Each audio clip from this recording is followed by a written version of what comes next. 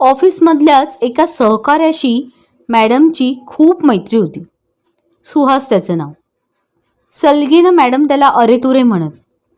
Coffee प्यायला, लंचला दोघं बरोबर जात असत. इतकंच काय, पुष्कळदा सुहास बसला आमच्याबरोबरच येत.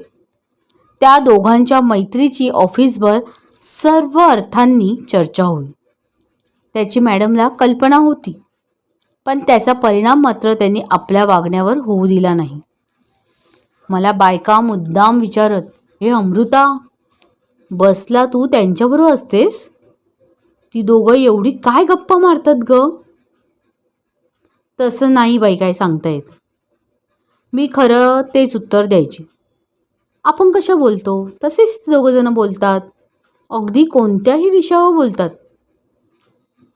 दोघं बसमध्ये अगदी शेजारी बसतात ना ग?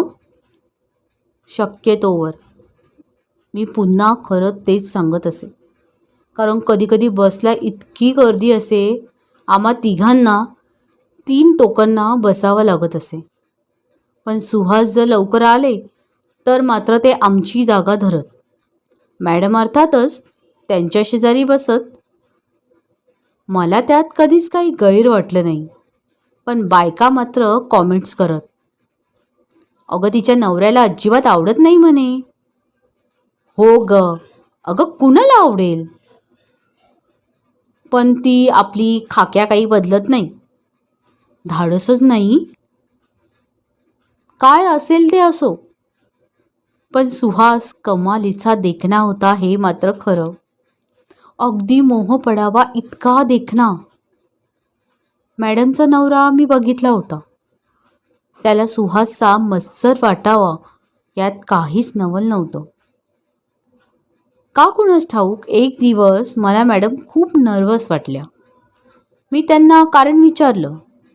पहिल्यांदा त्यांनी दाद लागू दिली नाही, पण मी अगदी पिच्छा पुरवला तेव्हा त्या म्हणाल्या,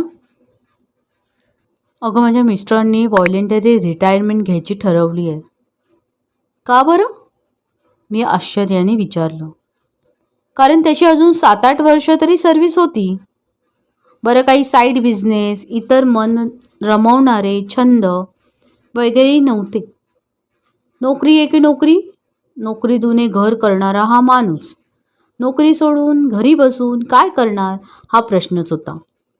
मॅडमना मी तसं म्हटलं तशा त्या मला म्हणाल्या, अगं हो ना. तेच तर मी किती वेळा आणि किती प्रकारे त्यांना समजावून सांगायचा प्रयत्न केला. पण